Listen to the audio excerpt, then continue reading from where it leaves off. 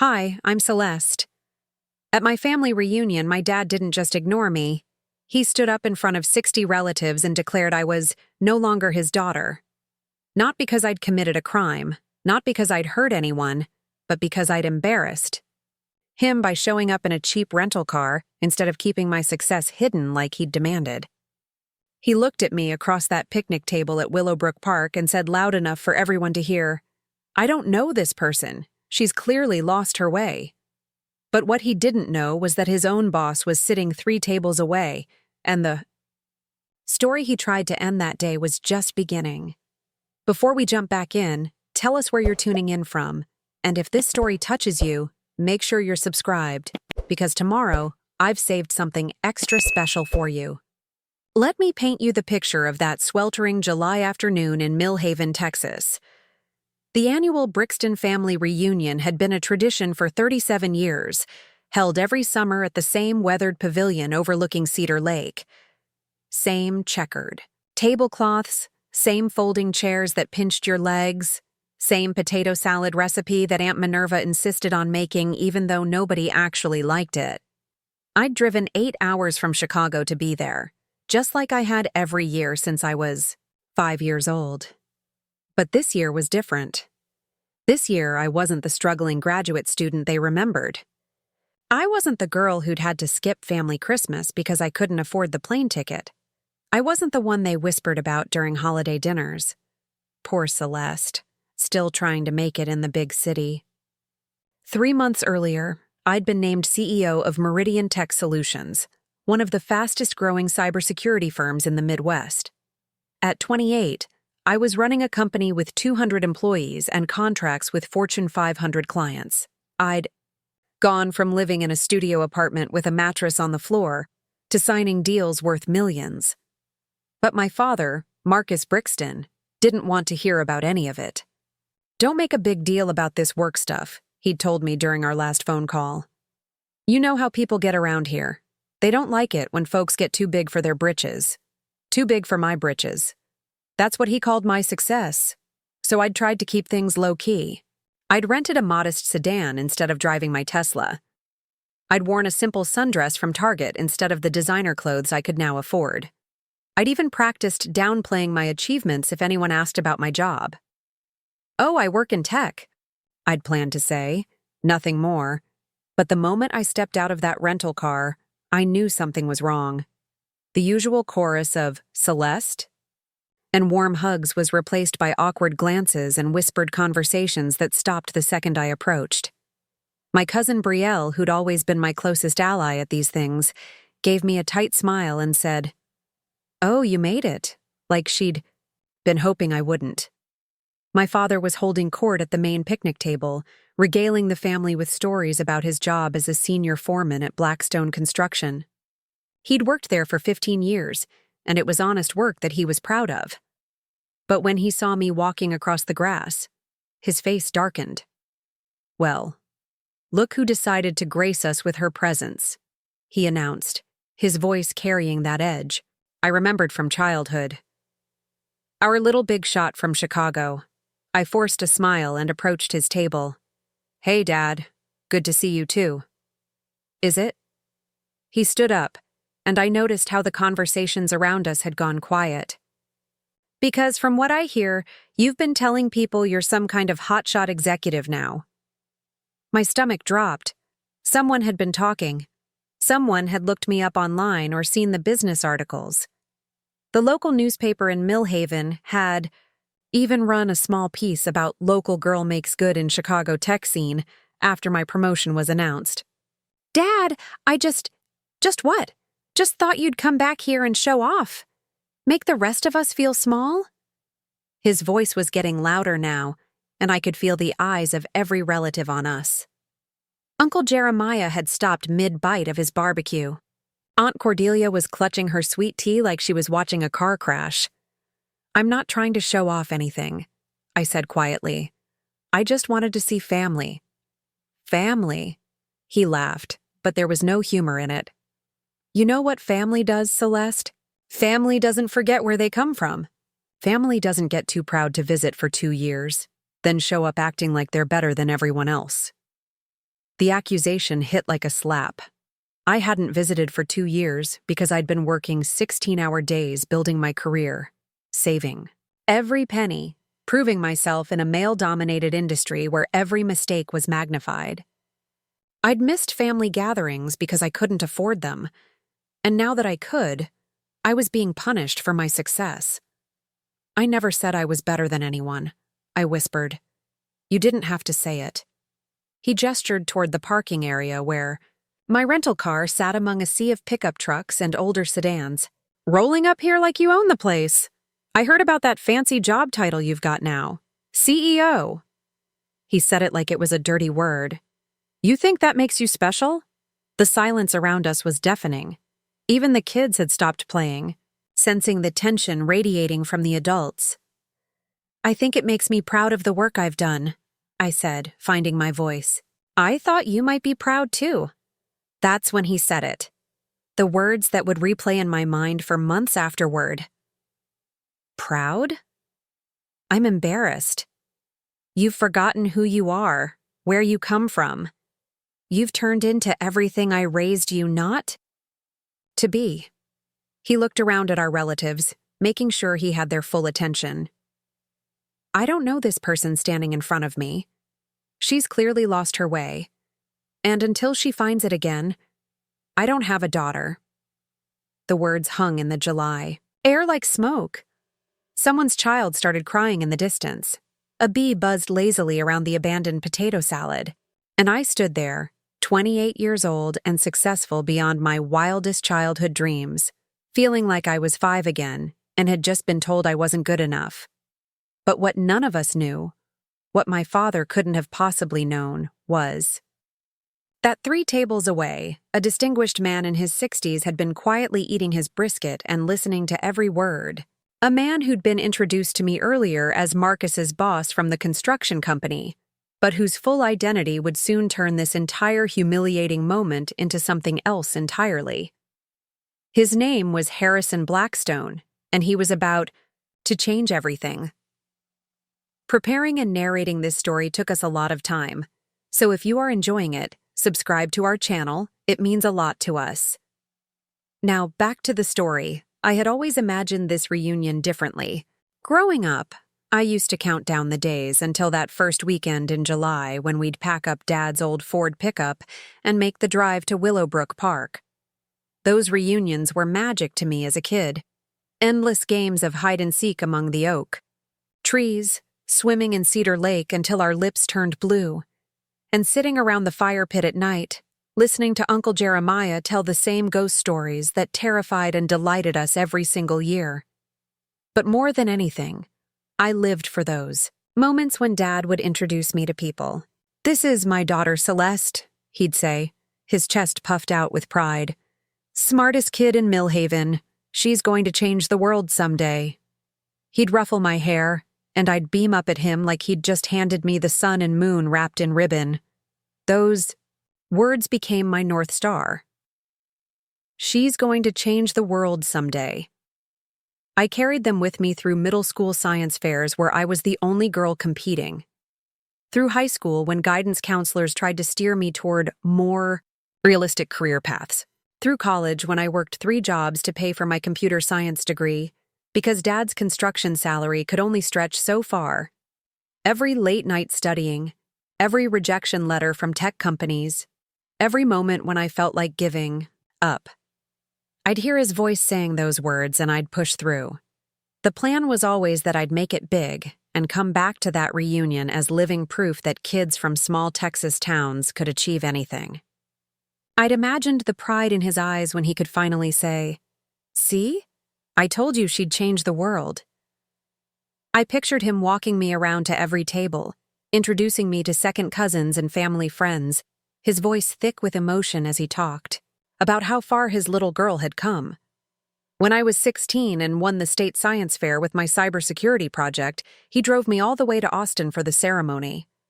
During the 3-hour drive, we talked about my dreams of starting my own tech company someday. "You know what I love about you, Celeste?"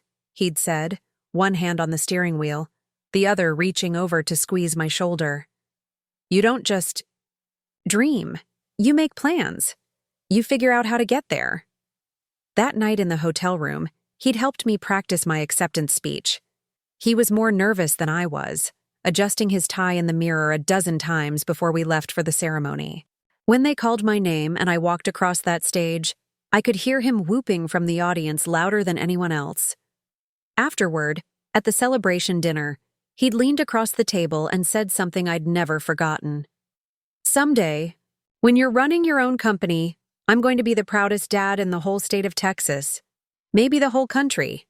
That promise lived in my heart through everything that came next. Through the scholarship application essays where I wrote about wanting to make my father proud. Through the grueling computer science program at Texas A&M, where I was one of only 12 women in my graduating class. Through the early years in Chicago when I lived on ramen noodles and determination, slowly climbing the corporate ladder at tech companies that saw me as an outsider. Every promotion, every successful project, every small victory, I saved them, up like coins in a jar, planning for the day I could pour them all out at his feet and hear him say he was proud. When Meridian Tech Solutions first recruited me as their head of cybersecurity, I'd called him immediately.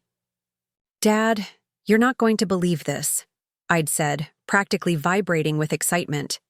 "Remember that company I told you about? The one that's revolutionizing data protection for small businesses? They want me to lead their entire security division." There had been a pause before he responded. That's real good, honey. Just remember not to get too caught up in all that corporate stuff. Stay grounded. Stay grounded. At the time, I'd thought he was just being protective, reminding me to stay humble. I'd brushed off the slight coolness in his voice and focused on the fact that he'd said it was good news. 2 years later, when the board offered me the CEO position, I'd been so excited I could barely dial his number with steady hands. "Dad, I did it," I'd said when he picked up. "I'm the youngest CEO in the company's history. I'm going to be running the whole operation." This time, the pause was longer. When he finally spoke, his voice was flat. "Well, I hope you know what you're getting yourself into." That was it. No congratulations, no pride, no mention of his old promise about being the proudest dad in Texas. Just a warning wrapped in disappointment. I'd told myself he was just worried about the pressure, the responsibility. Dad had always been a practical man who believed in honest work and keeping your expectations reasonable. Running a major company probably seemed impossibly far removed from the world he understood. But deep down, I'd still held on to that childhood image of bringing my success home to the reunion. I'd pictured the moment I could finally tell him, "See, Dad? I did change the world, just like you always said I would." I'd imagined his face lighting up when he realized that all those years of encouraging my dreams had led to something real, something significant. I'd dreamed of hearing him introduce me to the family not as Celeste who works with computers, but as my daughter, the CEO. I'd even practiced what I might say during the traditional Saturday night speeches, when family members stood up to share updates about their lives. I'd keep it humble, but I'd make sure everyone understood that the little girl from Millhaven had achieved something extraordinary. Instead, I'd found myself standing in that parking lot at Willowbrook Park, wearing a Target sundress and feeling like I'd committed some unforgivable sin by succeeding beyond his expectations. The hardest part wasn't the public humiliation, though that stung more than I wanted to admit. The hardest part was realizing that somewhere along the way, without my noticing, his pride in my potential had transformed into resentment of my achievements. The man who'd once driven 3 hours to watch me accept a science fair award now saw my success as a betrayal of our family values. The father who'd helped me practice speeches now viewed my accomplishments as evidence that I'd forgotten where I came from. As I stood there in the July heat, watching him turn his back on me and return to his conversation with Uncle Jeremiah, I couldn't help but wonder, at what point had his dream of me changing the world become his nightmare of me leaving him behind? The moment Dad dismissed me and turned his back, something inside me cracked. Not broke, cracked. like ice on a frozen pond when the first warm day of spring arrives. I could hear the sound of it, feel the fracture spreading through my chest, as I stood there in front of 60 pairs of eyes, all watching to see what I'd do next. For a heartbeat, I considered just leaving, walking back to that rental car, driving straight to the airport, and pretending this entire disaster had never happened. But my legs wouldn't move. Maybe it was shock, maybe it was stubborn pride, but I found myself still standing there as conversation slowly resumed around me, and the family began pretending nothing had happened. Cousin Brielle appeared at my elbow, with a paper plate loaded with brisket and coleslaw. "Come on," she said quietly, steering me toward an empty spot at one of the smaller tables near the lake. "Let's just sit for a minute." I let her guide me there, grateful for her gentle intervention. The table was far enough from the main group that we could talk without being overheard, but I could still feel the occasional glance from relatives who were clearly dying to discuss what they'd just witnessed. "He didn't mean it," Brielle said, immediately, though her voice lacked conviction. "You know how Dad gets when he's feeling defensive. Remember when Cousin Jake came back from the military and Uncle Marcus spent the whole reunion making jokes about fancy soldiers because he felt bad about never serving?" I stared down at the food I had no appetite for. "This isn't the same thing, Brie. This isn't him feeling defensive. This is him being ashamed of me. That's not true. He literally said he doesn't have a daughter." The words tasted bitter coming out of my mouth. "In front of the entire family. How is that not what it sounds like?" Brielle was quiet for a moment, pushing potato salad around her plate. Finally, she sighed. "There's been talk." "What kind of talk?" "Ever since that article came out in the Millhaven Gazette about your promotion. You know how people are around. Here, they saw CEO in Chicago in cybersecurity, and suddenly everyone's an expert on how success changes people." She glanced toward the main table where Dad was now deep in conversation with his brothers.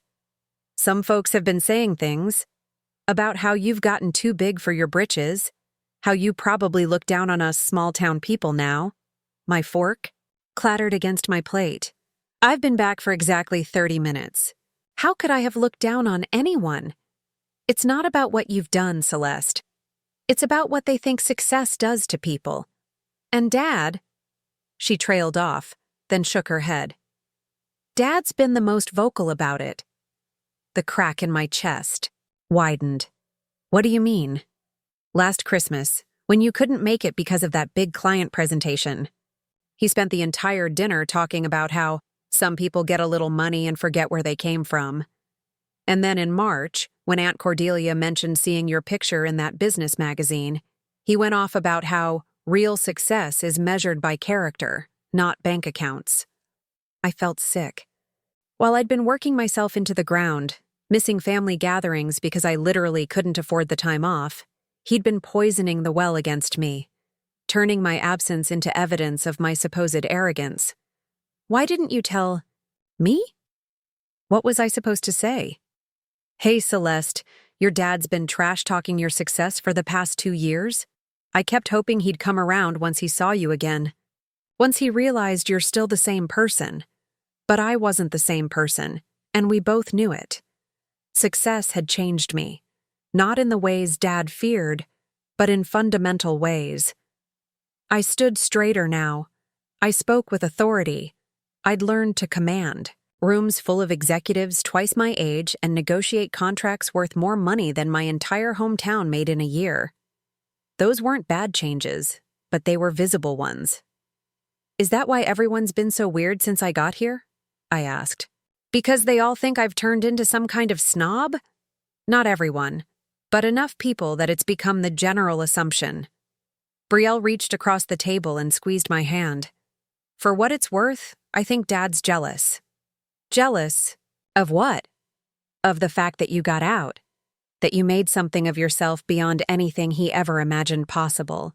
You know he's been at Blackstone Construction for 15 years and never gotten promoted past senior foreman, right?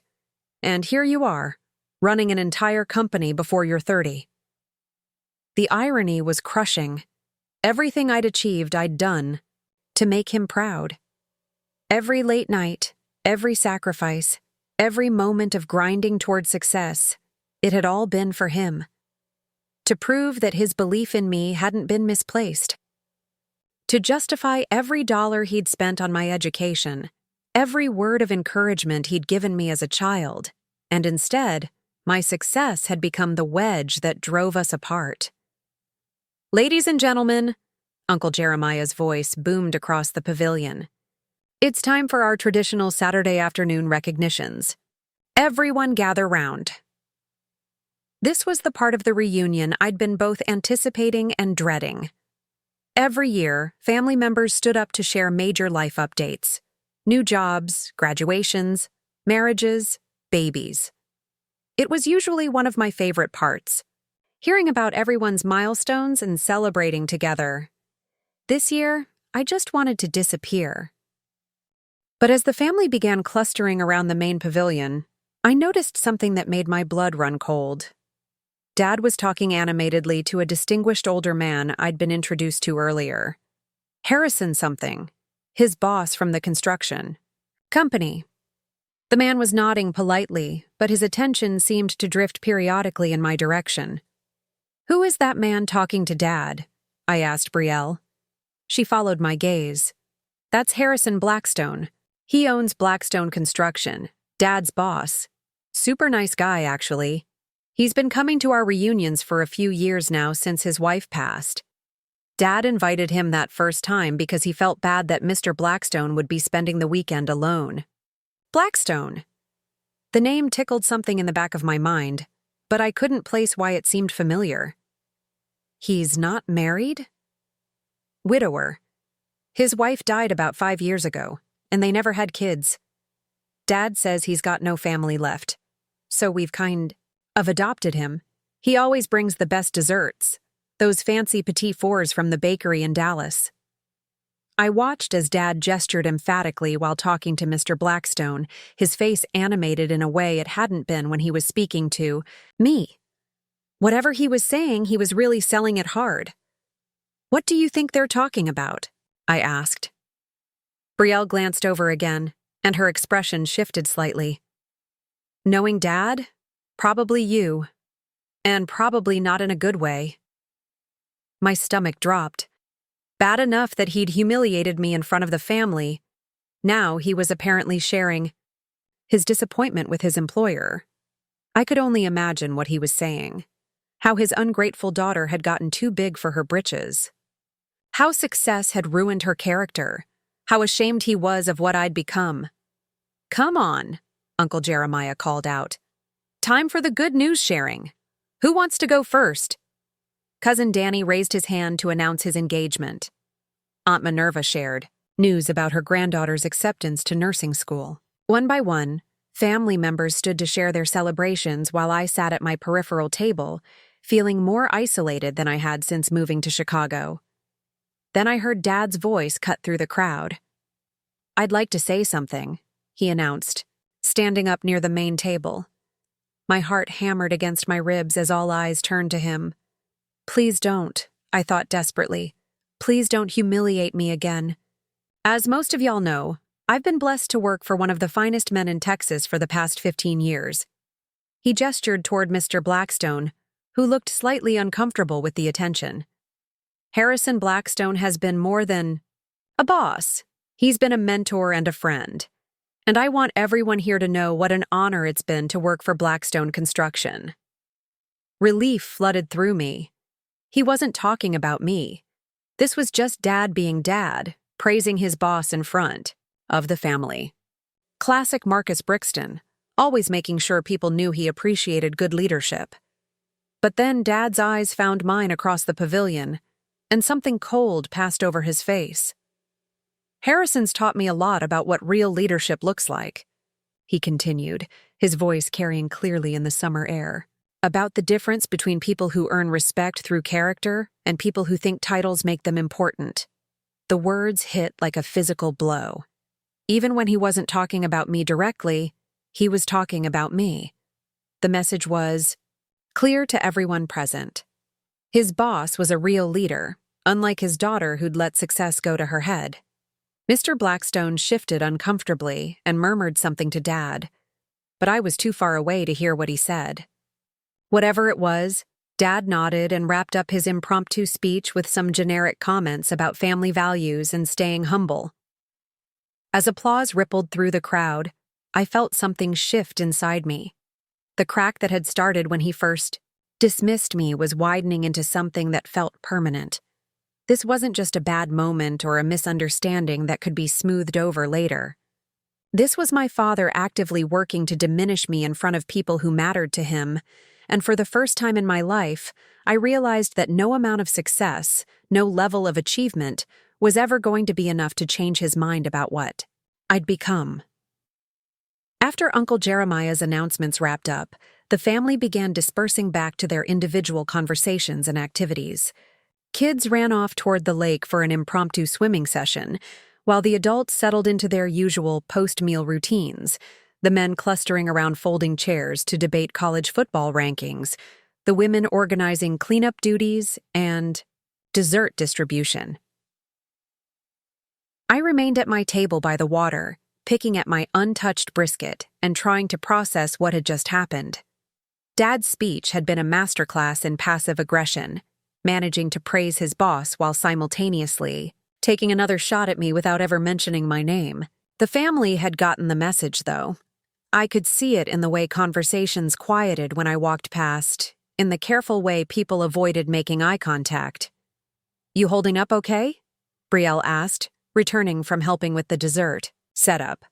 She set down a paper plate with a slice of Aunt Cordelia's famous peach cobbler, though food was the last thing on my mind. "I'm fine," I lied, watching a group of teenagers cannonball into the lake, just trying to figure out when exactly I became the family villain. "You're not the villain, Celeste. Dad's just being Dad, I know. You keep saying that like it explains everything." I finally pushed my plate away, giving up any pretense of eating. "But this isn't normal dad behavior, Brie. This is something else." Before she could respond, I noticed Mr. Blackstone approaching our table. He walked with the measured pace of someone accustomed to being in charge, but his expression was thoughtful, rather than authoritative. Up close, I could see he was probably in his mid-60s, with silver hair and kind eyes behind wire-rimmed glasses. "Excuse me," he said politely, stopping beside our table. "You're Celeste, aren't you? Marcus's daughter?" My stomach clenched, expecting another awkward conversation about how I'd disappointed my father. "Yes, sir. We met earlier when I first arrived." "We did indeed." He gestured toward an empty chair. "Would you mind if I joined you ladies for a moment?" Brielle and I exchanged glances. "Of course," I said, though internally I was preparing for whatever lecture Dad had probably asked him to deliver. Mr. Blackstone settled into the chair with a slight grunt. "Beautiful day for a reunion. I've been looking forward to this all month. Your family really knows how to put together a gathering." "They do," I agreed cautiously, unsure where this conversation was heading. "Your father's been telling me about your work in Chicago. Tech industry, is that right?" Here it comes, I thought. The polite interrogation designed to confirm whatever negative things Dad had been saying about my career. "Yes, sir. I work in cybersecurity." "Cybersecurity?" He nodded slowly, as if considering the word. "That's fascinating field. Growing more important every day, I imagine." "It is. Especially for smaller businesses that can't afford to recover from a major data breach." I found myself relaxing slightly. At least he seemed genuinely interested rather than judgmental. "And you work for a company called Meridian something?" "Meridian Tech Solutions. I'm actually I caught myself before saying CEO, remembering Dad's reaction to that particular title. "I'm in leadership there." Mr. Blackstone's eyebrows rose slightly. "Leadership. That's wonderful. How long have you been with them?" "About 4 years total. I started in their security division and worked my way up." I glanced toward the main pavilion, where Dad was deep in conversation with Uncle. Jeremiah. Though apparently some people think moving up the corporate ladder means you've lost your way. Do they now? Something in his tone made me look at him more carefully. There was an intensity in his expression that hadn't been there moments before. And what exactly does your leadership role entail? Despite my wariness, I found myself opening up. Maybe it was the genuine interest in his voice, or maybe I just needed to talk to someone who wasn't viewing my success as a character flaw. I oversee our cybersecurity protocols for mid-sized businesses. We specialize in companies that are too big for basic solutions, but too small for enterprise-level security teams. It's really about democratizing protection, making sure smaller businesses aren't left vulnerable just because they can't afford million-dollar security budgets. That sounds like important work. I think so. We've prevented some significant breaches that could have destroyed family businesses. There's something satisfying about protecting people's livelihoods, you know? Mr. Blackstone was quiet for a moment, studying me with those thoughtful eyes. And this leadership position, what's your official title? The question hung in the air between us. I could lie again, downplay it the way I'd been doing all afternoon, or I could own what I'd accomplished, regardless of how it made other people uncomfortable. I'm the CEO, I said quietly. If I'd expected shock or disapproval, I was disappointed. Mr. Blackstone simply nodded as if I'd confirmed something he already suspected. CEO. At your age, that's quite an achievement. Some people seem to think it's quite a problem. Well, he said, glancing toward where my father stood. Some people have limited perspectives on what success should look like. Brielle had been unusually quiet during this exchange, but now she spoke up. Mr. Blackstone, you've known my uncle for a long time. Is he always this resistant to good news? Mr. Blackstone chose his words carefully. Your uncle is a good man and a reliable employee, but he's also someone who believes very strongly that there's a right way and a wrong way to live your life. Sometimes that can make it difficult for him to see alternative paths as equally valid. It was a diplomatic way of saying Dad was narrow-minded, but I appreciated the tact. The thing is, I said, surprising myself with my honesty, everything I've achieved, I did it thinking it would make him proud. Every promotion, every success. I thought I was proving that his faith in me hadn't been misplaced. And instead, I've apparently proven that success corrupts people, and I've forgotten my roots. I laughed, but there was no humor in it.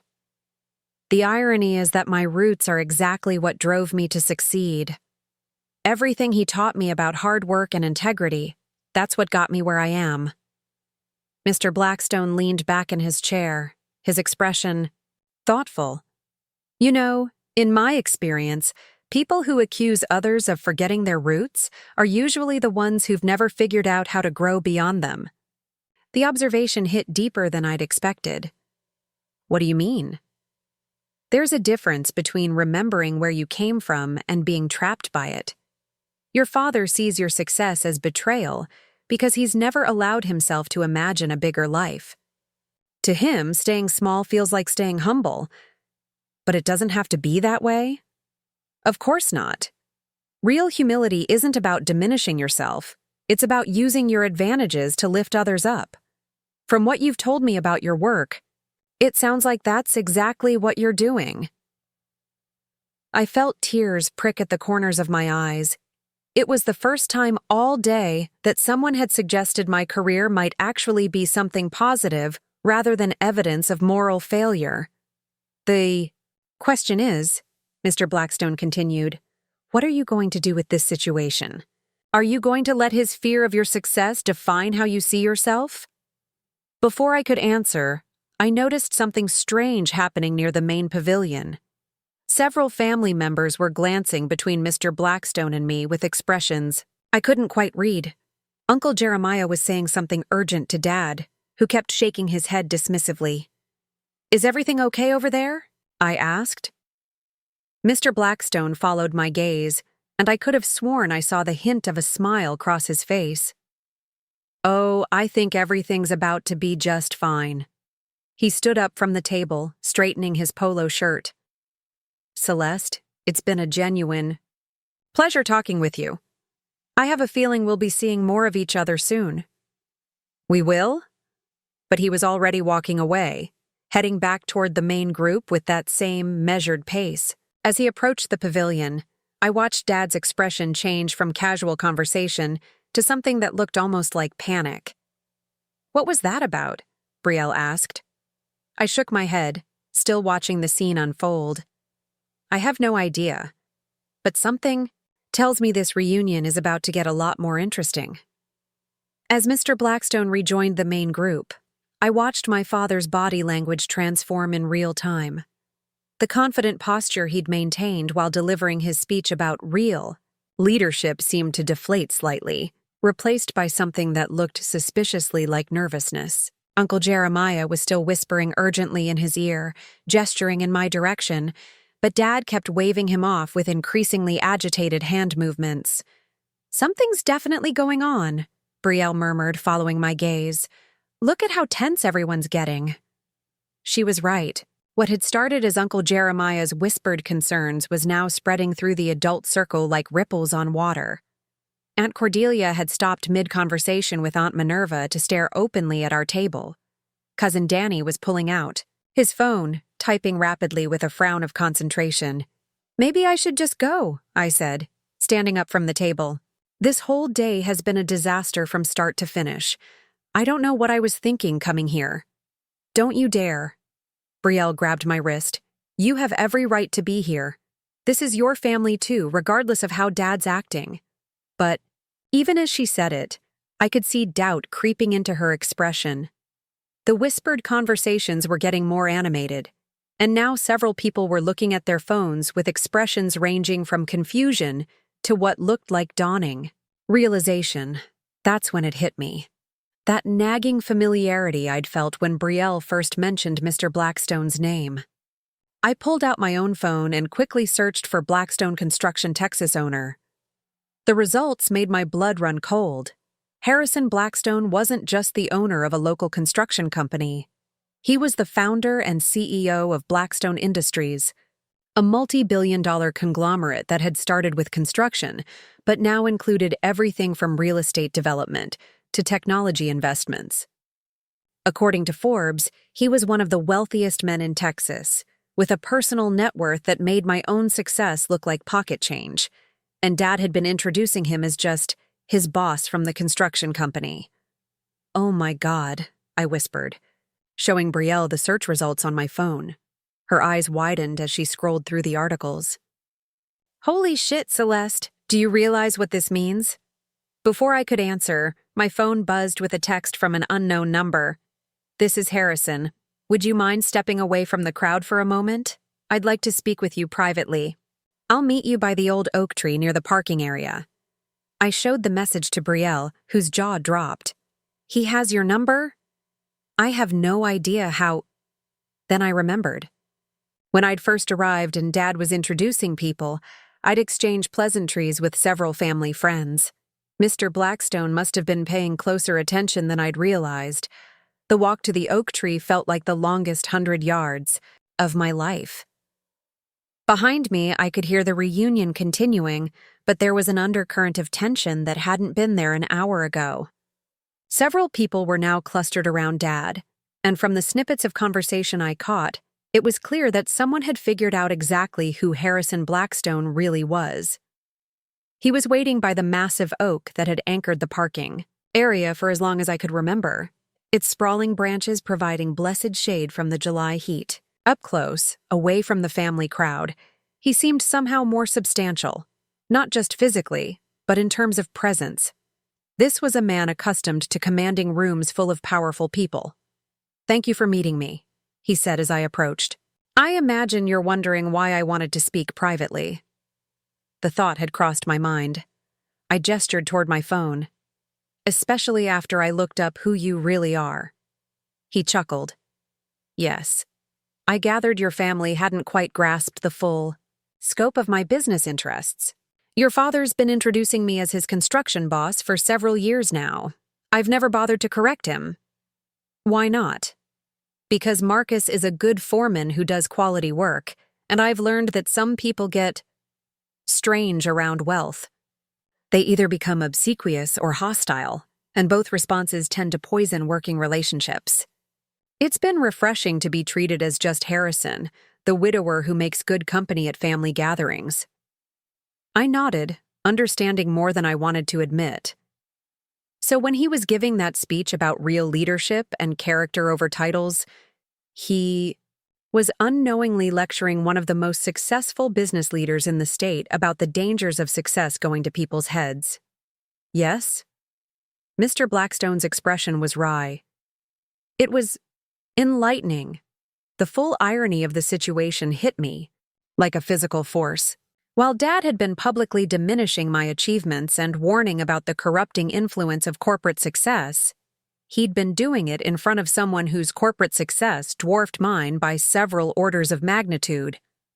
That's not why I wanted to speak with you, though, he continued. After our conversation at your table, I made some calls. Calls? I have contacts throughout the tech industry. Meridian Tech Solutions has quite a reputation, as it turns out. Your work with small business cybersecurity has been revolutionary. You've prevented millions in damages and probably saved dozens of companies from bankruptcy due to security breaches. I felt heat creep up my neck. It's just doing the job well. No, it's not. His voice was firm. It's exceptional leadership in a critical field. The testimonials from your clients read like love letters. CEOs of companies across the Midwest credit you personally with saving their businesses. How could you possibly have gotten that level of detail in the past hour? He smiled. When you've been in business as long as I have, you learn to make efficient use of your network. I was particularly interested after hearing how your own father was treating your success. The words hung between us like a challenge. And what did you think about that? I thought it was a damn shame. His bluntness surprised me. I also thought it revealed more about his character than yours. He's not a bad person. I found myself defending him, despite everything. He worked hard to provide for our family, and I think my success makes him feel like what he accomplished wasn't enough. That's exactly the problem. Mr. Blackstone leaned against the oak tree, his expression serious. A good parent's job is to raise children who exceed their own achievements. The fact that you've done exactly that should be his greatest pride, not his greatest shame. But instead, he sees it as proof that I've forgotten where I came from. Have you? The question caught me off guard. What do you mean? Have you forgotten where you came from? Have you lost touch with the values that shaped you? I thought about it honestly. No. If anything, my success has reinforced those values. Every day I see the impact of my work on families and small business owners who remind me of my own family. I got into cybersecurity specifically because I wanted to protect people who couldn't protect themselves. Then your father's wrong. And, more importantly, he's wasting an opportunity. What kind of opportunity? Mr. Blackstone straightened up, his expression shifting into what I suspected was his boardroom demeanor. Blackstone Industries has been looking to expand our technology investments, particularly in cybersecurity. We've been specifically interested in companies that serve the mid-market space, exactly what Meridian specializes in. My heart started beating faster. Are you saying... I'm saying that your father spent the afternoon telling one of Texas's largest investment groups about how his daughter has lost her way, when he should have been introducing me to one of the most promising young executives in the state. The magnitude of what he was suggesting hit me like a truck. Blackstone Industries wasn't just successful. They were the kind of investor that could transform a growing company into a major market player overnight. But that's not the most interesting part, he continued, pulling out his phone. The most interesting part is what happened when I started making those calls about you. He showed me his screen, which displayed what looked like an email thread. It turns out several of my contacts in the tech investment space have been tracking Meridian's growth for months. Your company is already on acquisition watch lists for 3 major firms. Acquisition watch lists? Companies they're considering buying or partnering with. Meridian Tech Solutions is being viewed as one of the most innovative cybersecurity firms in the Midwest. Your leadership has turned it into exactly the kind of company that attracts serious investment attention. I stared at the email thread, trying to process what this meant. So when Dad was lecturing everyone about how corporate success corrupts people, he was unknowingly sabotaging what could have been the most important business connection of your career. And quite possibly the most important investment opportunity I've encountered this year. The irony was so complete it was almost funny. Almost. What happens now? Mr. Blackstone smiled, and for the first time since our conversation began, it wasn't entirely kind. Now, we go back to your family reunion, and I think it's time everyone understood exactly who they're dealing with, both in terms of who I really and more importantly, who you really are. He started walking back toward the pavilion, then paused and looked back at me. Celeste, one more question. Are you ready to stop apologizing for your success? I thought about the afternoon I'd endured, the dismissal, the humiliation, the constant message that my achievements were somehow shameful. Then I thought about the companies I'd protected, the jobs I'd saved, the families whose livelihoods were secure because of my work. Yes, I said, surprising myself with how steady my voice sounded. I think I am. As we walked back toward the pavilion, I could see the reunion had taken on a completely different energy. What had been casual family conversation 30 minutes ago now looked like a crisis management meeting. Dad was at the center of a tight circle that included Uncle Jeremiah, Aunt Cordelia, and several other relatives, all talking in hushed but animated voices. Every few seconds, someone would glance toward Mr. Blackstone and me approaching, then immediately look away. Cousin Danny was still on his phone, but now he was showing his screen to anyone who would look. From the expressions on people's faces, I could guess he'd found the same Forbes articles I had. Looks like your family's having some realizations, Mr. Blackstone observed quietly. This is going to be a disaster, I muttered, my earlier confidence already wavering. Dad's going to be humiliated in front of everyone. Maybe he should be. The bluntness of his response stopped me short. That's my father you're talking about. Yes, it is. The same father who spent the afternoon publicly diminishing his daughter's extraordinary achievements because they made him uncomfortable. Mr. Blackstone's voice was calm but firm. Celeste, I've been in business for 40 years. I've seen this pattern countless times. People who mistake their own limitations for moral principles. Your father isn't protecting family values. He's protecting his ego. Before I could respond, Brielle broke away from the main group and rushed toward us. Her face was flushed, and she looked like she'd been running damage control for the past 20 minutes. Celeste, thank God you're back. We need to talk. Now. She glanced nervously at Mr. Blackstone. Both of you, actually. What's happening? Uncle, Marcus is losing his mind. Danny looked up Mr. Blackstone online and showed everyone the Forbes profile.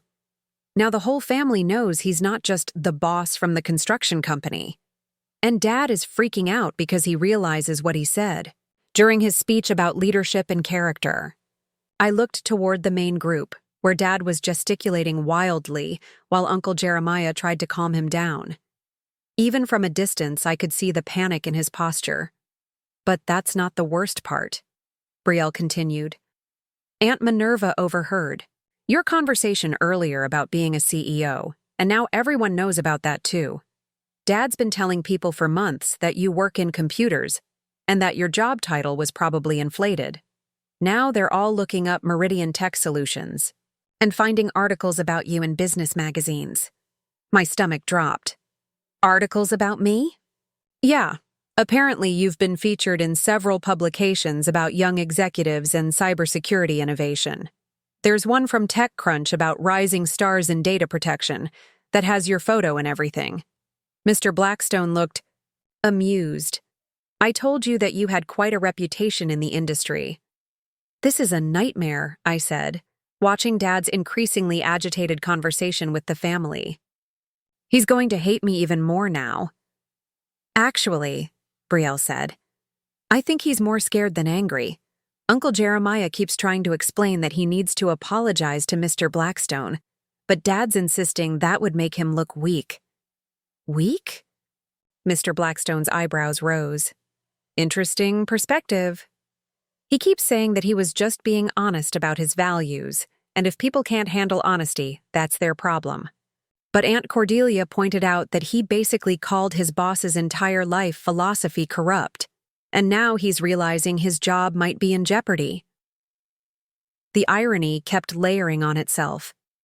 Dad's fear of my success threatening his sense of self had led him to actually threaten his own livelihood. What exactly did he say when he found out about Mr. Blackstone? I asked. Brielle glanced nervously between us. He said, and I quote, "How was I supposed to know? He never acted like some rich hotshot. He's been coming to our family reunions for years like a normal person." Normal person, Mr. Blackstone repeated thoughtfully. That's actually rather telling. How so? It suggests your father equates wealth with arrogance, which explains his reaction to your success. In his worldview, successful people are supposed to act like hotshots, so when they don't, it confuses his entire framework. I watched Dad break away from the group and start pacing near the pavilion's edge. His usual confident demeanor had completely cracked, replaced by something that looked almost frantic. There's something else, Brielle said quietly. When people started looking up your company online, they found some really impressive stuff. Like, really impressive. Aunt Cordelia found an article about how Meridian prevented a cyber attack that could have shut down 3 hospitals. And Danny found a business journal piece about how your security protocols saved a bunch of family farms from some kind of ransomware attack. Those were just, don't you dare say, just doing my job, Mr. Blackstone interrupted. Those were exceptional achievements that protected people's lives and livelihoods. The hospital security system you designed has been adopted by medical facilities across 6 states. Brielle's eyes widened. 6 states? Celeste, why didn't you ever tell us about this stuff? Because Dad made it clear he didn't want to hear about my corporate success stories. Every time I tried to share something I was proud of, he'd change the subject or make comments about how I was getting too caught up in work. So you just stopped talking about your accomplishments? I stopped talking about anything meaningful at all. Our conversations became weather updates and how are you feelings because those were the only topics that didn't make him uncomfortable. Mr. Blackstone shook his head. 40 years in business, and I've never understood parents who punish their children for exceeding expectations. It's the most backwards thing imaginable. He's coming over, Brielle whispered urgently. I turned to see Dad walking toward us with determined steps, his jaw set in the expression I remembered from childhood lectures. Behind him, the entire family was watching like spectators at a tennis match. Harrison, he said as he approached, his voice artificially jovial. I hope you and Celeste had a nice chat. I was just telling everyone how much we appreciate you joining our little family gathering every year. The forced cheerfulness was painful to watch. This was Dad in full damage control mode, trying to smooth over what he now realized was a massive professional mistake. It was very enlightening, Mr. Blackstone replied evenly. Your daughter is quite remarkable. Oh, well, yes, she's always been ambitious. The word came out like he was describing a communicable disease. Sometimes maybe a little too ambitious. For her own good. But that's young people these days, right? The casual dismissal hit me like a slap.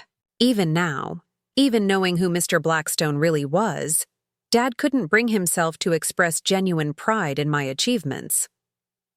Actually, Marcus, Mr. Blackstone said, his tone shifting into something more authoritative. I think ambitious is exactly the right word, but perhaps not in the way you mean it. Dad's smile faltered slightly.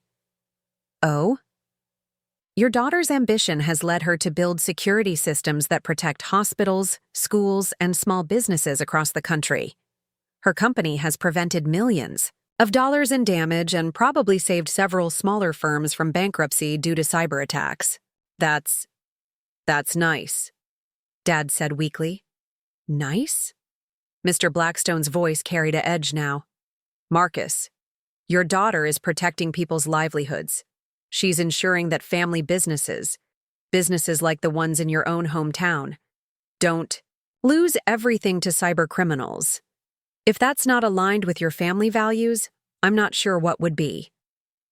The color was draining from Dad's face as he realized this conversation wasn't going the way he'd hoped. I just meant, well, you know how it is. Success can change people. It certainly can, Mr. Blackstone agreed. But in Celeste's case, it seems to have changed her into exactly the kind of person any parent should be proud of. Dad looked between us, clearly searching for a way to redirect this conversation away from his earlier mistakes. Harrison, I hope you don't think… I wasn't criticizing you earlier when I was talking about leadership and character. Weren't you? The simple question hung in the air like a challenge.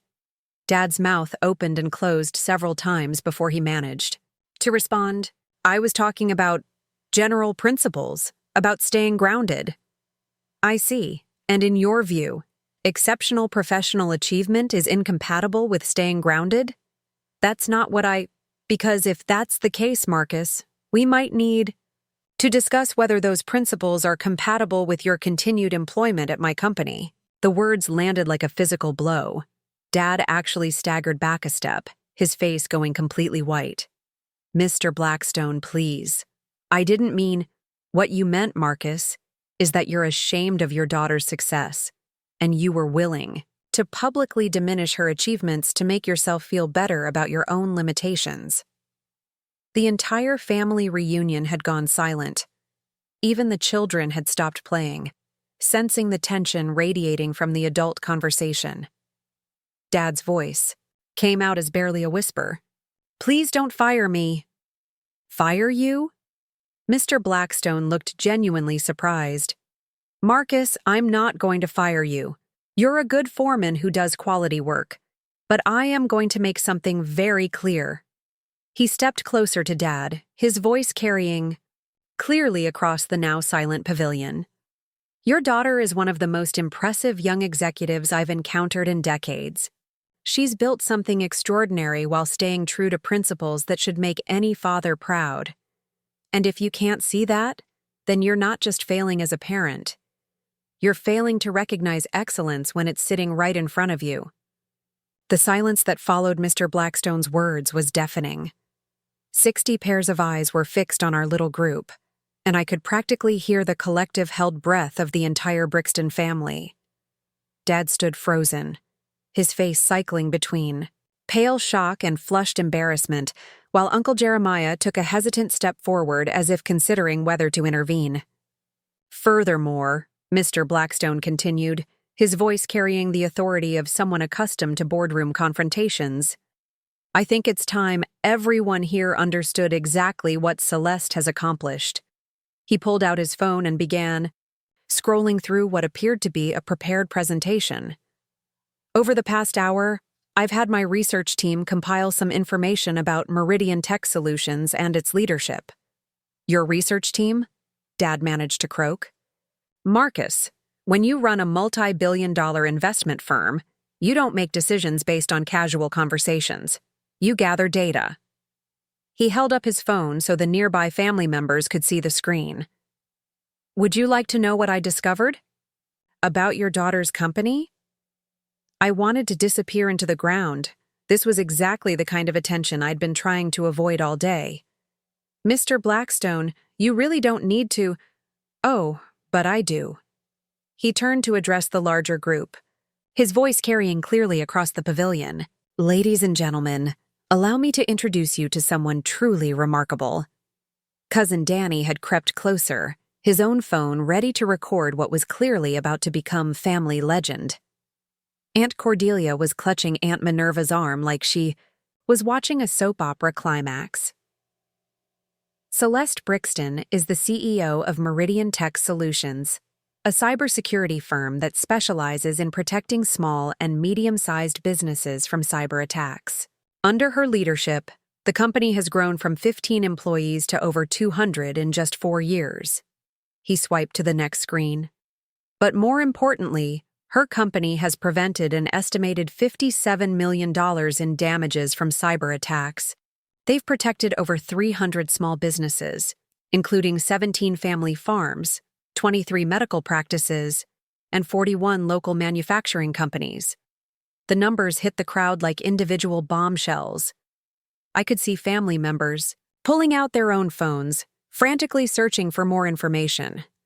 Last year alone, Mr. Blackstone continued, Meridian's security protocols prevented a ransomware attack that would have shut down the patient record systems for 3 rural hospitals in Missouri.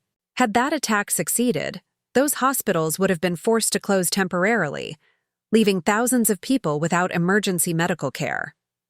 Holy shit, someone whispered from the back of the crowd. I was pretty sure it was Cousin Jake. Moreover, Mr. Blackstone said, warming to his theme, Celeste personally designed the security framework that's now being used by agricultural cooperatives across the Midwest to protect farmers from increasingly sophisticated cyber threats. Her work has quite literally saved family farms from bankruptcy. I could see Dad processing this information, his expression shifting from defensive embarrassment to something that looked like dawning comprehension. But Mr. Blackstone wasn't finished. The company's client retention rate is 97%, which is virtually unheard of in the technology sector. And do you know why their clients are so loyal? He paused dramatically, letting the question hang in the summer air. Because Celeste insists that every employee understand they're not just protecting data, they're protecting people's life's work. Every small business owner who doesn't lose everything to cyber criminals, every family that doesn't have to declare bankruptcy because their computer systems were compromised, that's the real measure of Meridian's success. The crowd was completely captivated now. Even the teenagers had abandoned their lake activities to cluster around the edges of the pavilion, sensing they were witnessing something significant. But here's what I find most impressive, Mr. Blackstone said, his tone becoming more personal. Despite building one of the most successful cybersecurity firms in the region, despite being featured in Harvard Business Review as one of the top young executives to watch, despite receiving offers from major corporations that would triple her salary, Celeste has maintained the same values that shaped her childhood in Millhaven. He turned to look directly at Dad. Her company offers sliding-scale pricing for small family businesses. They provide free security consultations for struggling startups. And Celeste personally mentors young women entering the tech industry, particularly those from rural backgrounds who face the same challenges she once did. The information was hitting Dad like a series of physical blows. I could see him struggling to reconcile this picture of my career with the narrative he'd constructed about corporate success corrupting people's values. Now, Mr. Blackstone said, his voice taking on a harder edge, I'd like to address something that happened earlier today. The crowd shifted uncomfortably, sensing a confrontation coming. Marcus, when you gave your speech about the difference between real leadership and people who think titles make them important, you were unknowingly describing the exact opposite of your daughter's approach to business. Dad winced visibly. Celeste doesn't lead through titles or authority. She leads through competence and genuine care for the people her work protects. Her employees aren't just loyal, they're inspired. I've read testimonials from her team that would make any CEO envious. Swiped to another screen and began reading. Quote, Celeste doesn't just run our company. She believes in our mission so deeply that it becomes contagious. Working for her doesn't feel like having a boss. It feels like being part of something important.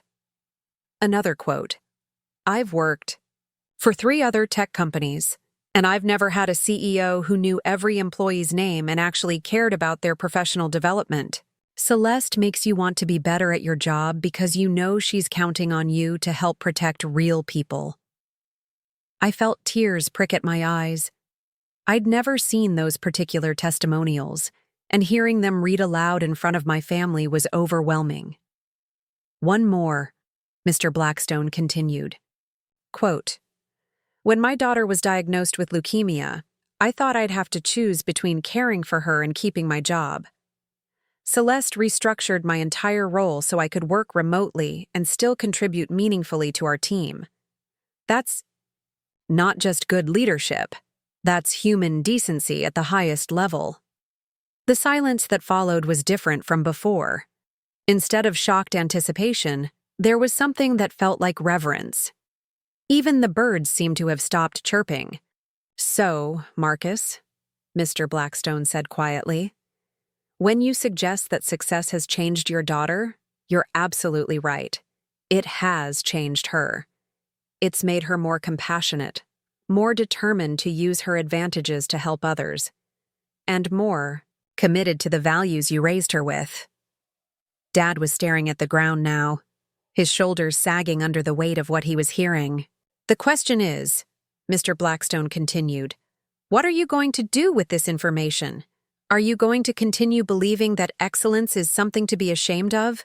Or are you going to recognize that you raised exactly the kind of daughter any father should be proud of?" Uncle Jeremiah cleared his throat tentatively. "Marcus, maybe this would be a good time to what?" Dad's voice was barely audible. "To admit I've been completely wrong about everything?" "To admit you've been scared," Mr. Blackstone said gently. "Scared that your daughter's success somehow diminishes your own worth. Scared that if she outgrows her hometown, she'll outgrow her family. Scared that the little girl who used to think you hung the moon might not need you anymore." Dad's head snapped up, and I could see tears in his eyes. "Of course I'm scared of that." "Then you're missing the point entirely," Mr. Blackstone said. "Look around you, Marcus. Celeste drove 8 hours to be here today. She downsized her car and her clothes and her entire presence because she thought it would make you more comfortable. She's spent years downplaying her achievements in conversations with you because she could see they made you uncomfortable." He gestured toward me. "This isn't a daughter who's outgrown her family. This is a daughter who's been trying desperately to stay small enough to fit into the box you've built for her." The truth of those words hit me like a physical force. That's exactly what I'd been doing, contorting myself into a smaller version of who I really was, hoping it would preserve my relationship with Dad. "But here's what you need to understand," Mr. Blackstone said, his voice becoming firm again. "Celeste's success isn't an accident, and it isn't a betrayal of her upbringing. It's the direct result of every value you instilled in her as a child. Her work ethic, her integrity, her commitment to helping others. Where do you think those came from?" Dad was crying openly now, and so were several other family members. The emotional weight of the moment was almost unbearable. "So the question isn't whether success has changed your daughter," Mr. Blackstone concluded. "The question is whether you're brave enough to change your definition of what success should look like." The emotional weight of Mr. Blackstone's words settled over the reunion like a heavy blanket. Dad stood there crying openly, and for the first time in years, I saw him not as the stern figure who'd been dismissing my achievements, but as the man who used to drive 3 hours to watch me accept a science fair award. The transformation was jarring and heartbreaking in equal measure. But even as my heart broke for him, questions were bubbling up in my mind. How had things gotten so twisted between us? When exactly had his pride in my potential transformed into fear of my success? And more importantly, what had been happening behind the scenes that I'd never understood? Aunt Cordelia broke the silence first, stepping forward with tears streaming down her face. "Marcus, honey, we need to talk about some things." Dad wiped his eyes with the back of his hand, looking confused. "What things?" Uncle Jeremiah exchanged a glance with his wife, then sighed heavily. About what's been happening at family gatherings when Celeste wasn't here. About the things that have been said. What are you talking about? I asked, though a sick feeling was already growing in my stomach. Brielle moved closer to me, her expression troubled. This is what I was trying to hint at earlier, but I didn't know how to say it directly. There's been a campaign, I guess you'd call it.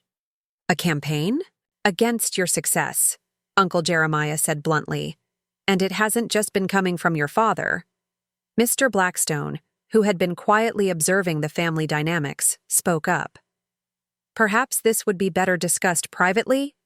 No, I said firmly. I've spent enough years not understanding what was really going on. If there are things I need to know, I want to hear them now, in front of everyone. Aunt Cordelia took a deep breath. Celeste, do you remember when you got that promotion to head of security 2 years ago? When you called to tell us but said you couldn't make it to Christmas because you had to oversee some big client project? Of course. It was the Morrison Healthcare account. We were implementing security for 12 hospital systems, and the timeline was critical. Well, after you called, your cousin Veronica started making comments. I looked around the crowd until I spotted Veronica, Dad's sister's daughter, standing near the back with her arms crossed. She'd always been competitive, but I'd never paid much attention to her occasional snide remarks. What kind of comments? I asked. She said you were probably lying about the work project, Brielle said quietly. That you'd gotten too good for family Christmas, and was just making excuses. She said people who get promoted too fast usually have to compromise their values to get there. The accusation hit like a slap. She said I compromised my values? That was just the beginning, Uncle Jeremiah continued. Every family gathering after that, Veronica would bring up articles she'd found about corporate scandals or young executives who'd been caught doing unethical things. She'd never mention you directly, but she'd make comments like, "You just never know what people are willing to do to get ahead these days." I felt Mr. Blackstone's hand briefly touch my shoulder, a gesture of support that I desperately needed. In that moment. It got worse after the CEO promotion, Aunt Minerva added, her voice barely above a whisper. Veronica started researching cybersecurity companies and found some articles about data breaches and privacy violations. She'd read them out loud during dinner, talking about how the whole industry was built on exploiting people's fears. And Dad believed this? I asked, looking toward him. Dad's face was a mask of shame. She seemed to know so much about business. She had all these articles and statistics. And when you stopped coming to gatherings, when our phone calls got shorter and more distant, it seemed like maybe she was right. I stopped coming because I was working 18-hour days building something meaningful. The words exploded out. Of me. I wasn't avoiding family. I was trying to create something that would make you proud. But that's not how it looked to us. Veronica finally spoke up from the back of the crowd. Her voice was defensive but not apologetic. You disappeared for months at a time, then showed up talking about million-dollar contracts and Fortune 500 clients. It sounded like you'd gotten caught up in the corporate machine. The corporate machine? I repeated incredulously. I was protecting small businesses from cyber criminals. I was saving family farms from ransomware attacks. How is that getting caught up in a machine? We didn't know that, Dad said quietly. You never told us the details of what you were doing. You'd just say you were busy with work. Because every time I tried to share details, you'd change the subject or make comments about how I was getting too wrapped up in corporate life. The circular nature of the misunderstanding was becoming clear, but there was still something that didn't add up. Veronica, Mr. Blackstone said, his voice taking on a sharper edge. I'm curious about your research into Celeste's industry. That level of detailed investigation into cybersecurity companies seems unusually thorough for casual family conversation. Veronica's cheeks flushed red. I just wanted to understand what she was doing. Really? Because in my experience, people don't typically spend months researching their cousin's profession unless they have a specific motivation. The crowd was watching this exchange with fascination, sensing that something important was being revealed. "What kind of motivation would that be?" I asked, though I was beginning to suspect the answer. "Jealousy," Brielle said bluntly. "Veronica's been jealous of you since we were kids, Celeste.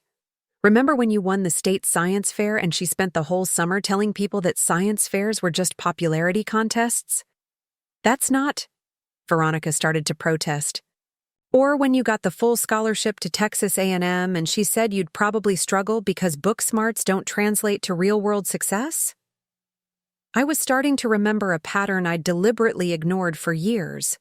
Veronica had always had a way of diminishing achievements or predicting future failures. "But this is different," Uncle Jeremiah said grimly. "This wasn't just casual jealousy. This was systematic." "What do you mean?" Dad asked. "Veronica, tell them about the folder." The color drained from Veronica's face. "Jeremiah, you promised..." "I promised I wouldn't embarrass you if you stopped. But you didn't stop. You've spent 2 years poisoning this family against Celeste's success, and today your uncle almost destroyed his relationship with his daughter because of your campaign." "What folder?" I asked, my voice deadly quiet. Uncle Jeremiah pulled out his phone and scrolled through his photos. "Show them, Veronica, or I will." After a long moment, Veronica reluctantly reached into her purse and pulled out a manila folder. That was thick with printed articles and handwritten notes. "She's been building a case against you," Aunt Cordelia explained sadly. "Every negative article about the tech industry, every corporate scandal, every story about young executives who failed or got caught doing something unethical. She's been collecting them for over 2 years. I stared at the folder in horror. "You've been actively working to turn my family against me?" "I was protecting them," Veronica burst out. "You swooped in from Chicago with your fancy job title and your success story, and everyone started comparing their kids to you. Do you know how many times I've heard, 'Why can't you be more like Celeste?' from my own mother? So this was about making sure I couldn't be held up as an example? This was about making sure people understood that corporate success comes with a price, that just because someone gets promoted quickly doesn't mean they're still the same person." Mr. Blackstone stepped forward, his expression cold. "Young lady, do you have any idea what you've done? You've spent 2 years systematically undermining one of the most ethical executives I've encountered. Someone whose work has protected thousands of people and prevented millions in damages. I didn't know..." "You didn't want to know," he cut her off. "You were so invested in tearing down Celeste's reputation that you never bothered to learn what she actually does. You just cherry-picked negative stories about completely different companies and used them to poison her family's perception of her character." The full scope of what had been happening was finally clear. It wasn't just Dad's discomfort with my success. It was a deliberate campaign by someone who'd weaponized his insecurities against me. "How long has this been going on?" I asked Dad. Directly. He looked at the folder in Veronica's hands, then back at me. "The doubts started about 2 years ago. After every family gathering, I'd come home feeling like maybe I didn't really know who you'd become." "And you never thought to ask me directly?" "I was afraid of the answer," he whispered. "I was afraid you'd confirm that you really had changed, that the little girl who used to practice science fair speeches with me was gone forever." The tragedy of it all was overwhelming. While I'd been building something extraordinary and staying true to every value he'd taught me, he'd been convinced by someone else's jealousy that I'd lost my way entirely. "So when you disowned me today," I said slowly, "you thought you were protecting the family from someone who'd become corrupted by success?" Dad nodded miserably. "I thought I was making a stand for our values. Based on lies," Mr. Blackstone said flatly. "Based on a jealous cousin's systematic campaign to destroy Celeste's reputation." I looked around at my family, at the shame on Dad's face, the guilt in Uncle Jeremiah's eyes, the defiance still flickering in Veronica's expression. The reunion I'd driven 8 hours to attend had become a reckoning with 2 years of deception and misunderstanding. But underneath the hurt and anger, something else was growing. A clear understanding of what had really been happening, and more importantly, what needed to happen next. The revelation about Veronica's systematic campaign hung in the air like smoke from a fire that had finally been extinguished, but the damage was already done. I stood there processing the magnitude of what had been happening. 2 years of carefully orchestrated character assassination that had turned my own father against me. The hurt was profound, but underneath it, something harder was crystallizing. Determination. "I need to see that folder," I said, extending my hand toward Veronica. She clutched it against her chest. "It's just research. Hand it over." Mr. Blackstone's voice carried the unmistakable authority of someone accustomed to being obeyed. "Now." Reluctantly, Veronica passed the folder to me. As I flipped through the contents, my anger transformed into something colder and more focused. Articles about Theranos, Enron, various tech company scandals, all carefully highlighted and annotated. But more damning were her handwritten notes in the margins. "Listen to this," I said, reading from one of her annotations. "Ask Dad if Celeste has mentioned any of these ethical issues in her industry. Point out how young executives often get promoted through networking rather than merit." I flipped to another page. "Bring up the article about cybersecurity companies that sell fear to make profits. See if Marcus starts questioning Celeste's motivations." The methodical nature of it was breathtaking. This wasn't just jealousy. This was psychological warfare, disguised as family concern. "And this one," I continued, my voice getting steadier with each revelation. "After next family dinner, send Marcus the article about tech CEOs who lose touch with their roots. Emphasize how corporate culture changes people's values." Dad looked like he was going to be sick. "Veronica, how could you do this?"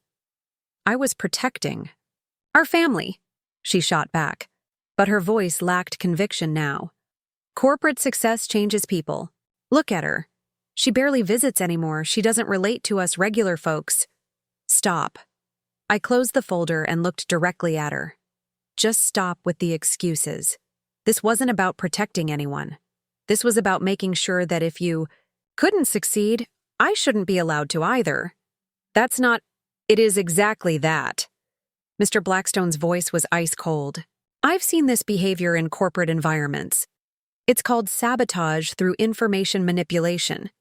You fed Marcus carefully curated negative information about an industry you knew nothing about, then sat back and watched it poison his relationship with his daughter." I took a deep breath, feeling a clarity I hadn't experienced in years. "Dad, I need you to understand something. Every decision I've made, every promotion I've earned, every client I've protected, I've done it thinking about the values you taught me. When I designed security systems for those hospitals, I was thinking about families like ours who depend on rural health care. When I protected those farms from cyber attacks, I was thinking about people like Uncle Jeremiah who've worked the land their whole lives." "Celeste," Dad started. "I'm not finished." My voice was calm but firm. "You taught me that real success isn't about money or titles. It's about using whatever advantages you have to help other people. That's exactly what I've been doing. But instead of learning about my actual work, you chose to believe someone who was actively working to undermine me." The crowd was completely silent now, hanging on every word. "You know what the worst part is? I've been editing myself for years to try to make you comfortable. I've downplayed my achievements, avoided talking about my work, made myself smaller and smaller, hoping that if I stayed humble enough, you'd eventually be proud of me again." "I am proud of you," Dad said desperately. "No, you're not. Or you weren't, until Mr. Blackstone forced you to see the truth. For 2 years, you've been ashamed of me based on lies someone else fed you, and you never once thought to ask me directly about my work or my values." I turned to address the entire family. "I want everyone to understand something. I didn't disappear because I thought I was better than you. I disappeared because every time I came home, I felt like I was disappointing people just by existing. Every achievement was treated like evidence that I was losing my way. Every success was seen as proof that I'd forgotten where I came from. Brielle was crying openly now. "We're sorry, Celeste. We should have known better." "Some of you should have," I agreed, looking pointedly at Uncle Jeremiah. "Some of you knew exactly what was happening and chose to let it continue rather than confront it directly." Uncle Jeremiah flinched. "I thought it would blow over. I thought once you and Marcus talked, you thought wrong. And while you were waiting for it to blow over, my relationship with my father was being systematically destroyed." I pulled out my phone and began scrolling through my contacts. But here's what's going to happen now. I'm done making myself smaller to fit other people's comfort zones.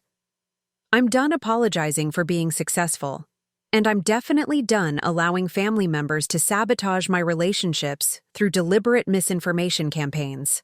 "What are you doing?" Dad asked, watching me work on my phone. "I'm calling my assistant to schedule a press conference for next week. Meridian Tech Solutions has been planning to announce our expansion into rural cybersecurity initiatives. We're opening satellite offices in small towns across Texas to provide affordable security services to family businesses, farms, and local healthcare providers." Mr. Blackstone's eyebrows rose with interest. "That's an ambitious expansion. It's something I've been planning for months, but I've been hesitant to announce it because I didn't want Dad to think I was being too ambitious or getting too big for my britches." I looked directly at him. "But I'm done constraining my vision to accommodate other people's fears." "Celeste, wait." Dad stepped forward. "No, Dad. You made your choice today. In front of 60 family members, you chose to believe Veronica's lies over your own daughter's character. You chose to protect your ego over our relationship. And most painfully, you chose to disown me rather than face the possibility that you might have been wrong." The words hung in the air like a judge's verdict. "But here's the difference between us," I continued.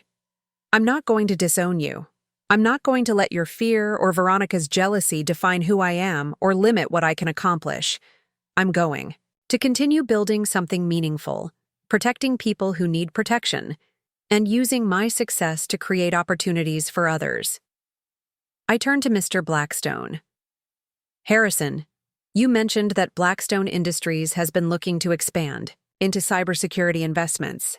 I'd like to schedule a formal meeting to discuss partnership opportunities." "I'd be delighted to," he replied, pulling out his own phone. "My assistant will coordinate with yours." "And Mr. Blackstone?" I looked back at Dad, then at Mr. Blackstone. "When we announced this partnership, I want it to be clear that it happened despite the lack of support from people who should have believed in me, not because of it." Dad's face crumpled. "Please don't do this. Please don't cut us out." "I'm not cutting anyone out," I said firmly. "I'm just done waiting for permission to be successful. I'm done seeking approval from people who've already decided I'm not worthy of it." I looked around at the family one more time, at the shame, the guilt, the dawning realization of what they'd allowed to happen. The invitation is always open. For any of you to learn about my actual work, my actual values, my actual character. But I'm done trying to prove myself to people who've chosen not to see me clearly. I picked up my purse and started walking toward the parking lot. Behind me, I could hear Dad calling my name, Uncle Jeremiah trying to mediate, and the general chaos of a family trying to process what had just happened. But for the first time, in 2 years, I felt like myself again. Not the diminished version I'd been presenting to keep others comfortable, but the full version, successful, ambitious, and unapologetically committed to making a difference in the world. Mr. Blackstone fell into step beside me as I reached the parking lot. That was quite a performance back there.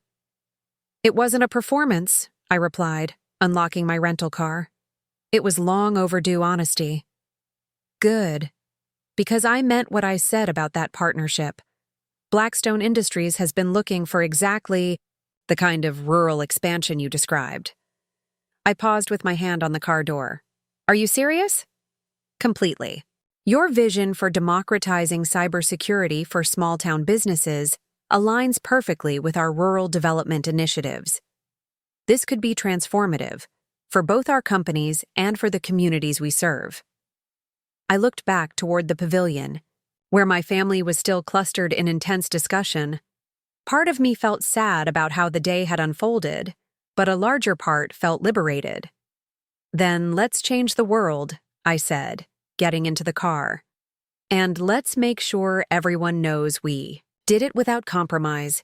3 weeks later, I stood in the gleaming conference room of Blackstone Industries' downtown Dallas headquarters, looking out at the city skyline through floor-to-ceiling windows. The contrast with that sweltering afternoon at Willowbrook Park couldn't have been more stark. Here, I wasn't defending my success or apologizing for my achievements. I was presenting them to a room full of executives who understood their value. The Rural Cybersecurity Initiative represents a $15 million investment in infrastructure over the next 18 months, I concluded, clicking to the final slide of my presentation. By establishing satellite offices in 12 small Texas towns, we'll be able to provide enterprise-level security services at prices that family businesses can actually afford. Harrison Blackstone nodded approvingly from the head of the conference table. Around him sat 8 other Blackstone Industries executives, all of whom had been taking detailed notes throughout my hour-long presentation. Questions? I asked, feeling more confident than I had in years. Sarah Chen, Blackstone's chief technology officer, raised her hand. What's your projected timeline for breaking even on the rural offices? Conservative estimates show profitability within 36 months, but I believe we'll see it closer to 24. Rural businesses are desperately underserved in cybersecurity, so demand will be immediate once services become available. And staffing? Asked Michael Torres, the VP of Operations. We'll hire locally whenever possible, then provide intensive training at our Chicago headquarters. Part of the initiative's mission is creating high-tech jobs in areas that typically see their brightest young people leave for cities. Harrison smiled. Like someone we know did. Exactly. But now those same small towns will have opportunities for tech careers that don't require relocating to major metropolitan areas. The questions continued for another 20 minutes, covering everything from technical infrastructure to market penetration strategies. By the time we finished, I could see the enthusiasm in their faces. This wasn't just a good business opportunity. It was the kind of transformative initiative that could reshape rural economic development. Celeste, Harrison said as the other executives began filing out, could you stay for a moment? When the room had emptied except for us, he walked over to the windows where I was still standing. How are you feeling about all this? Honestly, incredible. This partnership is going to allow us to help thousands of small businesses that would otherwise be sitting ducks for cybercriminals. That's not what I meant, and you know it. I sighed, understanding his real question. You're asking about my family. I'm asking about your father specifically. Have you heard from him since the reunion? The answer was complicated. In the 3 weeks since I'd walked away from Willowbrook Park, Dad had called me 17 times. I'd answered exactly twice, and both conversations had been brief and unsatisfying. He's called multiple times. And he keeps wanting to apologize without actually understanding what he's apologizing for. He says he's sorry for believing Veronica. But he hasn't grasped that the real issue wasn't just believing her. It was his willingness to think so little of my character in the first place. Harrison nodded thoughtfully. That's a fair distinction. The last time we talked, he said he was proud of what I'd accomplished, but then immediately followed it with concern about whether this partnership might be moving too fast. Even his pride comes with caveats. Some people take longer to change their fundamental thinking patterns. Maybe. But I can't keep putting my life on hold waiting for him to figure it out. My phone buzzed with a text message. I glanced at it and felt my stomach clench. Speak of the devil, I muttered. Your father? Uncle Jeremiah. Apparently Dad is at the construction site today, and your project manager just informed the crew about the Meridian partnership announcement that's going out this afternoon." Harrison looked amused. "I imagine that's creating some interesting workplace dynamics." I read the full text aloud. "Your dad just found out about the partnership from his supervisor. He's asking everyone if they knew you were working with Mr. Blackstone. Thinks maybe this is his chance to fix things between you two. Thought you should know. How do you feel about that?" Before I could answer, Harrison's assistant knocked on the conference room door. "Mr. Blackstone, you have a call on line 3. Says it's urgent regarding the Meridian announcement." Harrison picked up the phone. "This is Blackstone." He listened for a moment, then his expression shifted. "I see. When did this happen?" Another pause. "Transfer him to conference room B. We'll be right there." He hung up and turned to me with an expression I couldn't read. "Celeste, your father is downstairs in our lobby. He's asking to see both of us." My heart started racing. "He came to your corporate headquarters?" "Apparently he left the construction site the moment he heard about our partnership. Drove straight here and told security it was a family emergency." Oh God, this is exactly what I was afraid of. He's going to try to insert himself into my professional relationships now. Maybe. Or maybe he's finally ready to have the conversation you both need to have.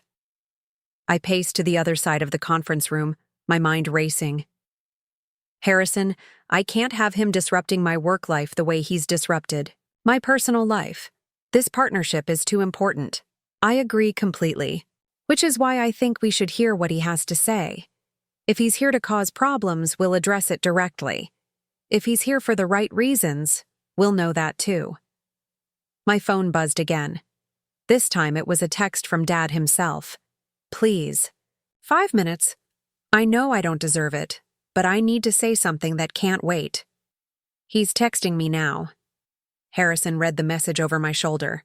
5 minutes. In a controlled environment, with me present. If he says anything inappropriate, he's out of here immediately. I took a deep breath, thinking about everything that had led to this moment. The years of making myself smaller, the reunion humiliation, the revelation about Veronica's campaign, and now this partnership that represented everything I'd worked toward. Okay, but Harrison, I need you to understand something. Whatever happens in this meeting, I'm not going to compromise my professional relationships to manage his emotional needs. That dynamic ends today. Understood. And Celeste? For what it's worth, I think you're handling this exactly right. We took the elevator down to conference room B, a smaller, more intimate space typically used for sensitive negotiations. Through the glass walls, I could see Dad sitting at the table, still wearing his construction clothes and safety boots. His hard hat sat on the table beside him, and his hands were clasped tightly in front of him. He looked smaller than I remembered, older somehow. But as we entered the room, I reminded myself that this wasn't about his feelings. It was about ensuring that my professional life remained protected from the chaos he'd created in my personal life. "Marcus," Harrison said formally, taking a seat across from Dad. "This is highly unusual." "I know, sir, and I appreciate you seeing me." Dad's voice was quiet, more subdued than I'd ever heard it. "I wouldn't have come if it wasn't important." I remained standing near the door, maintaining physical distance. "Dad, what are you doing here?"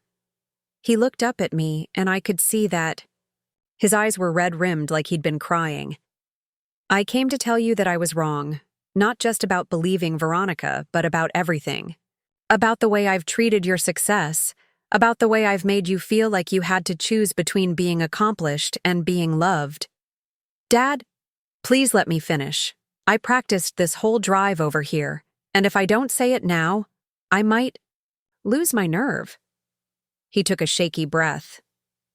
"This morning, when my supervisor told us about the partnership announcement, about how Meridian Tech Solutions was teaming up with Blackstone Industries to bring cybersecurity services to rural communities, I realized something that should have been obvious all along. He gestured toward Harrison. My daughter is partnering with one of the most successful businessmen in Texas to help protect small towns like ours. Everything I claim to value, helping regular folks, protecting family businesses, using success to lift others up, that's exactly what you've been doing this whole time. The words hung in the air between us, and for the first time in years, I heard something in his voice that I'd been missing. Genuine understanding rather than grudging acceptance. I've been so afraid of losing you to success that I couldn't see how your success was actually an extension of everything I tried to teach you, he continued. You didn't forget where you came from, Celeste. You figured out how to use where you're going to help where you came from. I felt tears starting to form, but I blinked them back. This was exactly what I'd wanted to hear for years, but it was also coming at a moment when I'd finally stopped needing his validation. The question is, I said quietly, what happens now? Dad looked at me with an expression I hadn't seen since childhood. Not just regret, but genuine humility. The man who had spent years questioning my character was now sitting in a corporate conference room, finally seeing me clearly for the first time in years. What happens now, he said slowly, is that I stop trying to make you smaller to fit my fears. What happens now is that I finally become the father I should have been all along, the one who celebrates your success instead of questioning it. I moved away from the door but didn't sit down yet. Dad, I appreciate what you're saying, but words aren't enough anymore. You've said you were proud before, but it always came with conditions. I'm proud, but don't let it go to your head. I'm proud, but remember where you came from. I can't live with conditional pride anymore. I know, and I'm not asking you to. He reached into his jacket pocket and pulled out a folded newspaper clipping. After I heard about the partnership this morning, I drove to every newsstand in Millhaven until I found this. He unfolded the paper. It was today's Dallas Business Journal. The headline read, Tech CEO partners with Blackstone Industries to revolutionize rural cybersecurity. Below it was a professional photo of me from our company website. I bought every copy they'd Ed, he said. 47 newspapers. I'm giving one to every person who works at our construction site, everyone at the diner, everyone at church. I want the whole town to know what my daughter has accomplished. Harrison raised an eyebrow. That's quite a gesture, Marcus. It's not a gesture, sir. It's long overdue recognition. Dad looked directly at me. Celeste, I owe you more than an apology. I owe you acknowledgement of who you really are and what you've really built. I finally sat down, but kept my posture formal. And who am I, Dad? Because I need to hear you say it. You're a woman who took the values I taught you about hard work and helping others, and you built something extraordinary with them. You're someone who could have taken any high-paying job in any big city, but instead chose to create a company focused on protecting people who can't protect themselves. You're the kind of leader who remembers her employees' names and restructures roles, so parents can care for sick children. My throat tightened, but I maintained my composure. These were all things Mr. Blackstone had shared at the reunion, but hearing Dad repeat them felt different, like he'd actually absorbed their meaning. You're also, he continued, someone I've hurt deeply through my own insecurity and stupidity. Someone who drove 8 hours to see family and ended up getting publicly humiliated by the person who should have been her biggest champion. Yes, I said simply. That's exactly what happened. And I can't undo that.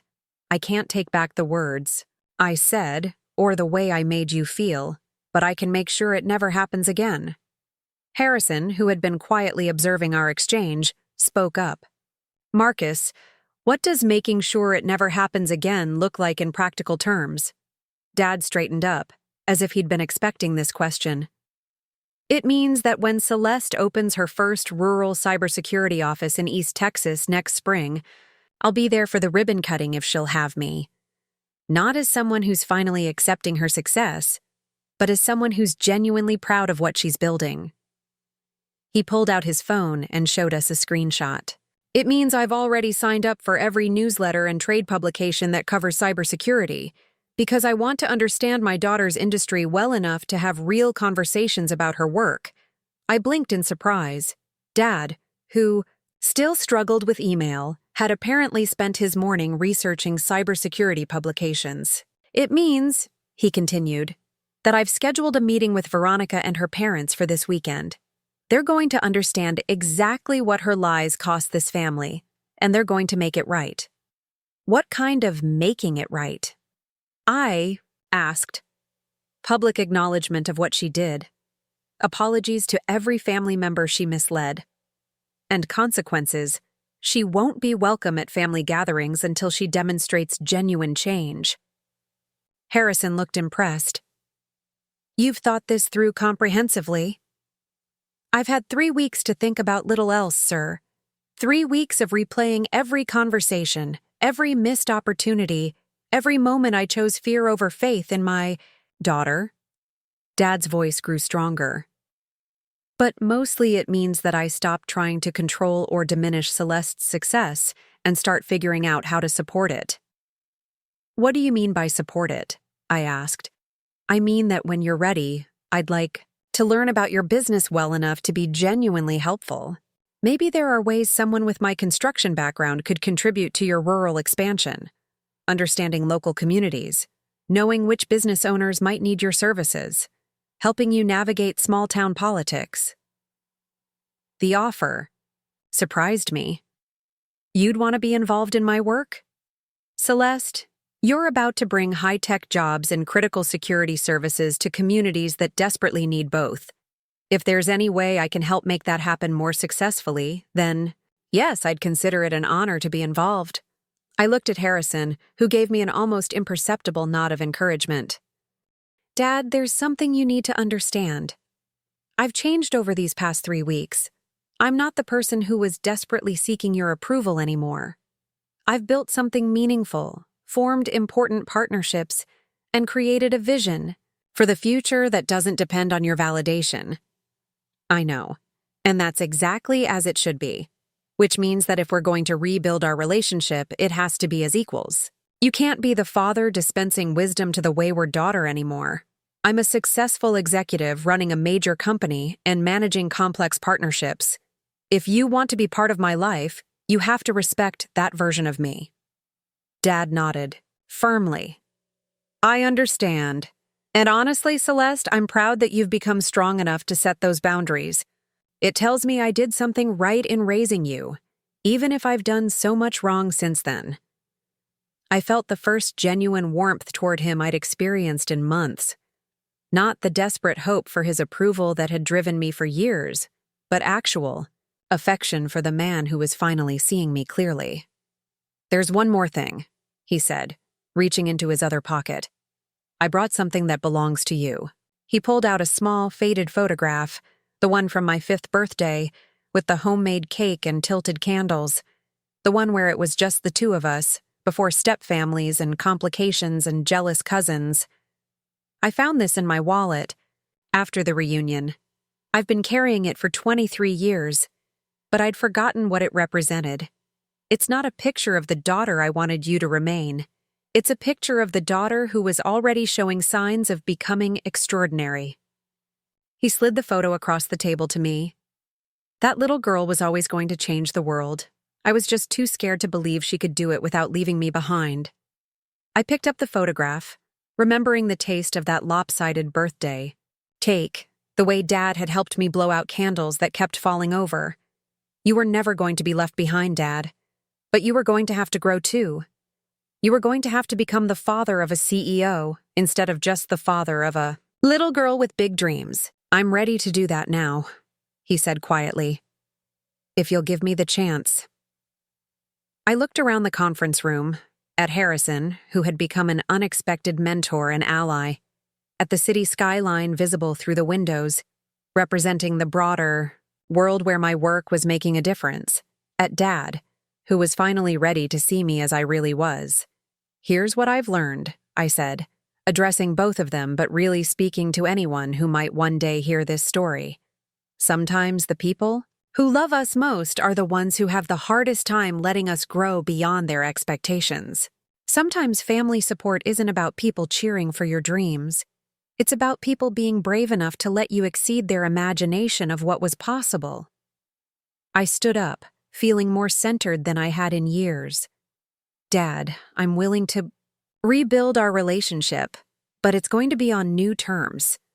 I'm not going to make myself smaller anymore to manage other people's discomfort with my success. I'm not going to apologize for achieving things that scare people who love me. I wouldn't want you to. Good. Because I have work to do. Real work that matters. Work that's going to help thousands of families protect their livelihoods and their dreams.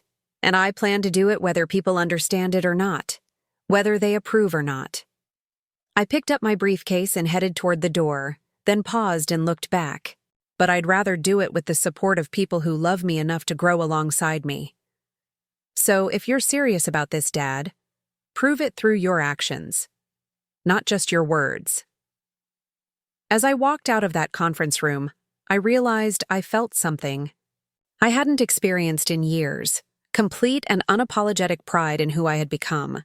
Not the diminished version I'd presented to keep others comfortable, but the full version, ambitious, successful, and absolutely committed to using my advantages to create opportunities for others. The little girl with the homemade birthday cake had indeed changed the world. She'd just had to learn that changing the world sometimes means changing the people around you too, and being brave enough to keep growing even when the people you love aren't ready to grow with you. Some stories end with reconciliation. This one ended with something better: self-acceptance, authentic relationships, and the recognition that real love isn't about keeping people small. It's about celebrating their courage to become everything they were meant to be. And sometimes, if you're very lucky, the people who love you find the courage to become worthy of the person you've become. Up next, you've got 2 more standout stories right on your screen. If this one hit the mark, you won't want to pass these up. Just click and check them out.